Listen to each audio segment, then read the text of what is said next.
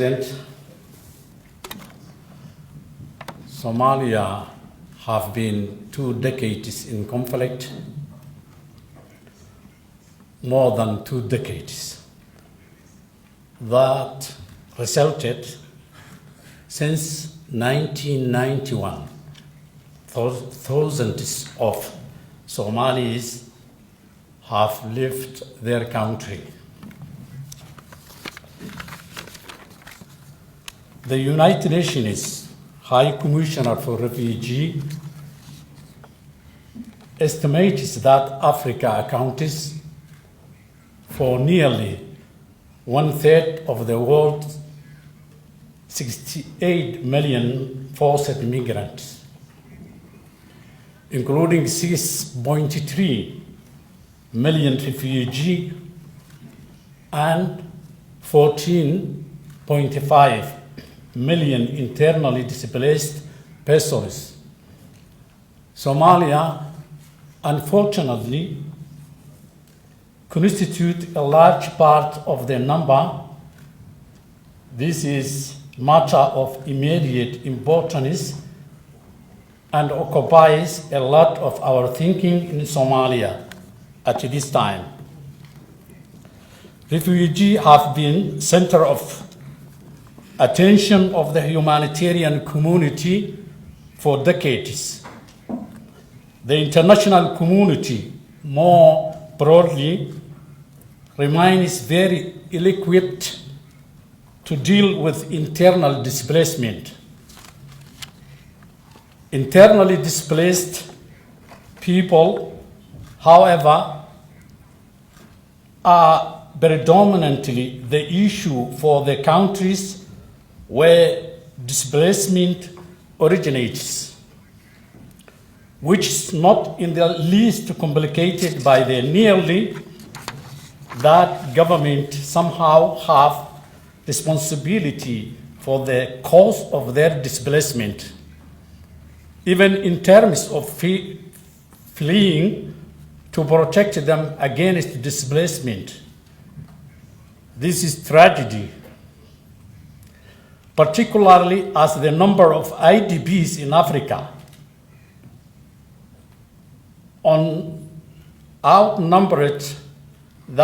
outnumbers that refugee by 2 to 1. Africa has the unique advantage of having the Kampala Convention, which needs to be ratified by all members of the AU and should be accompanied by a strong implementation framework which can be subscribed to by the borders international community. In Somalia, we are particularly aware of that fact. The need of refugee and IDPs outstrips our capacity, as is indeed in most host countries, with the global interconnectivity and reality of ever escalating migration trend. A true global effort is required to address the underlying causes to displacement. The international community more broadly remains very ill-equipped to deal with internal displacement. It is becoming more and more evident that national ownership to our solutions, particularly return and reintegration, is absolutely necessary. If our solutions are to be sustainable, at the same time, return is a relatively concept. Mass urbanization and urban drift of rural population is a reality and cannot be wished away, and must be seen as a part of more comprehensive and rural development programs.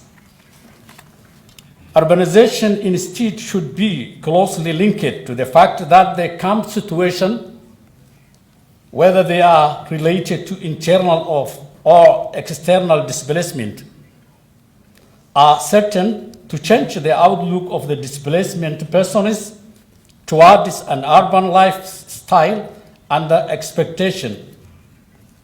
This will have dramatic effect on the shift towards urban livelihoods, which is most perceptions of how people make living on this continent today. It is, however, and unfortunately already a reality, irreversible. We are learning that displacement solutions are not a humanitarian issue. They are solidly anchored in sustainable development and state building. The international community has moved on from seeing displacement as a calm issue to it being part of building a resilient state which provides not only protection to citizens but also a viable livelihood. This was clearly demonstrated by various field efforts by well-intending donors on the continent to build model return villages, which fail to address the reality that returning IDPs and refugees required different livelihoods to those they once possessed before they were displaced. Moreover, many of them were actually born in camps, so return in their case means something entirely different to going back to where from they once came. Displaced people, particularly internally displaced, find themselves systematically at the bottom of the socio-economic ladder. Most importantly, they lacked protection from their own governments, which is the reason why they were displaced in the first place. In some cases, their national government may actually have played a more than passive role in their displacement. Addressing the underlying causes to displacement, therefore, is in the hands of national governments and require strong ownership and leadership of the countries of origin. Given this grim reality, we are of the view that the critical to the solution in Somalia, bringing about peace, the building of effective institutions of state, and sustainable economic development. Thus, for our Parliament, we must be guided by this imperative when reviewing and passing legislations. The overriding pressure is for us to implement conflict prevention measures, including by silencing the guns to promote a culture of reconciliation. We want to strengthen conflict management mechanism at both the national and regional level. Despite significant resources constraints and the limited capacity for receiving the large number of refugees flowing into our urban centers, it is our local authority that continue to shoulder the burden. Thank you very much.